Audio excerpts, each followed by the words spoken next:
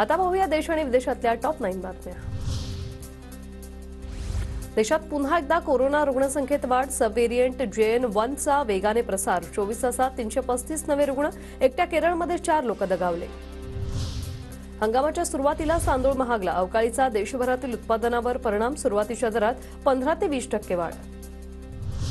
केंद्र सरकार आणि केंद्रीय लोकसेवा आयोगाच्या आक्षेपांमुळे रश्मी शुक्लांची पोलीस महासंचालकपदी नियुक्ती रखडली।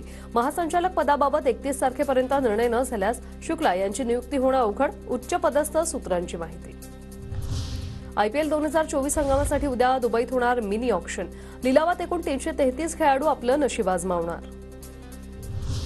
तामिळनाडूच्या तिरुनेलवेलीमध्ये मुसळधार पावसामुळे जनजीवन विस्कळीत। सेल्वीनगर भागातील रस्ते जलमय।